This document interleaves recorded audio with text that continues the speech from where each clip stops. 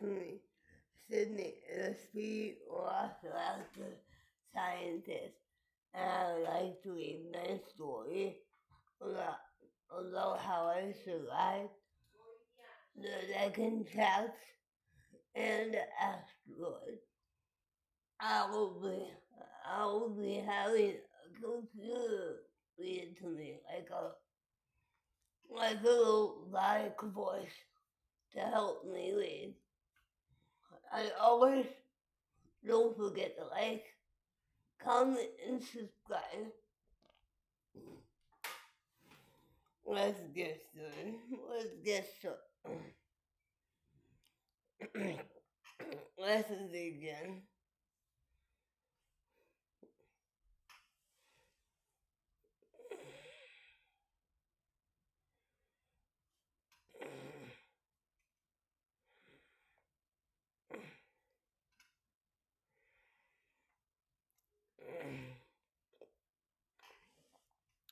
First, first up is escaping the Deccan Traps. Part 1. Part 1, escaping Deccan Traps.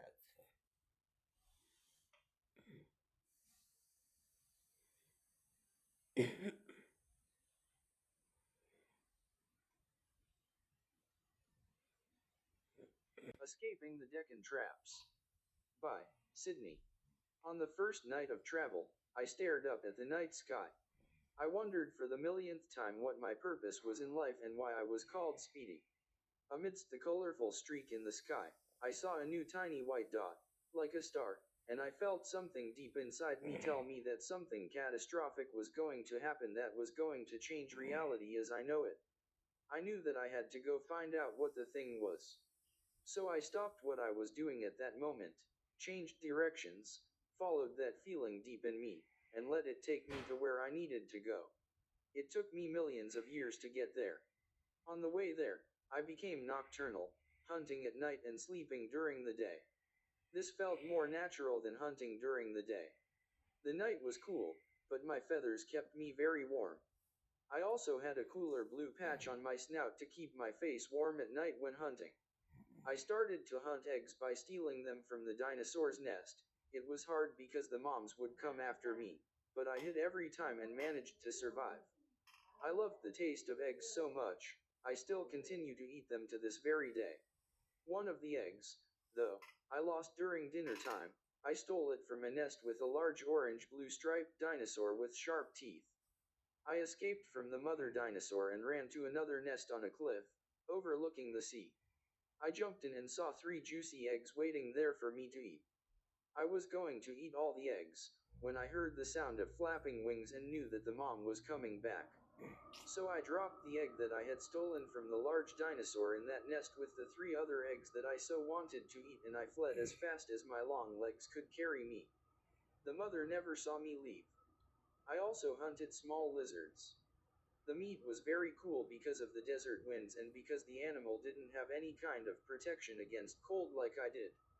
Despite this, I loved the cold meat so much that I still continue to enjoy eating this kind of meat to this very day. After I had eaten my fill, I would groom myself, making sure that my wings, body, and tail feathers were sparkling clean, just in case I had to impress a mate. That never happened. The moonlight seemed to glow on my feathers as I ran across the desert to my destination. I seemed to camouflage into the darkness of the desert better than during the day. My blue body feathers seemed to blend in against the blue night sky filled with stars.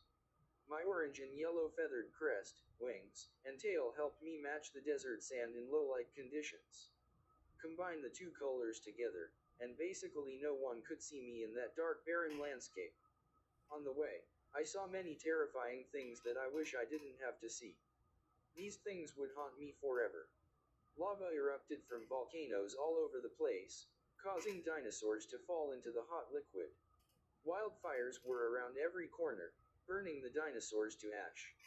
I heard their roars and it sent chills up my spine. I decided to hide in a hole in the trunk of a tree not to be burning. I did this to stay away from the congested air. I came out again after taking a short break and continued my journey. I leaped from rock to rock, careful to not let any part of my body touch the lava lake all around me. The temperature was boiling hot and I almost died of heat exhaustion and smoke acidification, but I finally made it to a large body of water. I was afraid to drink any water because I could sense that the water had turned deadly. I didn't know how, but I decided to stay away from the water and let the wind cool me down. I looked down, checking to see if I was injured. I wasn't, and that made me happy. I wagged. Then, I looked up and saw a 100-foot tall wave heading towards the land where I was standing. I ran away from the sand just as the earth started to quake. The ground began falling in behind me as I ran across the sand. Lava erupted from the quaking ground as I ran. I dodged the lava, leaping from rock to rock. I almost fell because of the ground quake. But finally, after a lot of struggle to keep my footing, I ran into the hot lava and fire forest. The temperature from cool to hot was so abrupt that I almost fainted. I ran to a safe place where there was no lava or fire. There was a hole leading underground, so I leaped down the hole and fell down it and landed in a nest in a small cramped space big enough for me to move in a small circle. I stood up on my feet and stretched my neck down under me to see if someone or something was under me. There was no one, so I curled up into a ball and fell asleep. I woke up a few times. The first time I woke up, I heard and felt something so unbelievably dangerous that I was frightened. I didn't know whether I would survive or not. I was in a life or death situation. I couldn't sleep. I was so scared. The event seemed to last forever, before finally stopping. At long last, I was safe. I fell asleep once more. The other time I woke up, I heard something like rain, but it smelled dangerous. I also heard a howling wind that was stronger than the wind of a sandstorm. I didn't know what it was, but I could sense that it was dangerous. But it wasn't underground, so I could sleep easier than before with the other natural disasters. I woke up again and heard more dangerous rain, felt more dangerous underground stuff, and smelled some dangerous stuff in the air on the ground level. It all scared me, but I managed to fall asleep at long last. When I woke up for the final time, everything was quiet, so I decided to go up to ground level to look. I leaped out of the hole, and when I looked around, destruction was everywhere. Dead, burned dinosaurs and trees were scattered everywhere. I couldn't even fathom what happened to the ecosystem. The to be continued in the next part. Escaping the KPG asteroid that killed all the dinosaurs.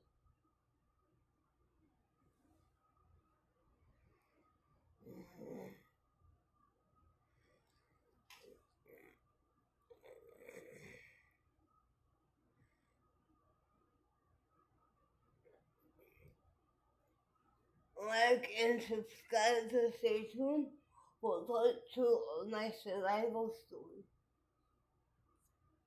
See you next time. Bye.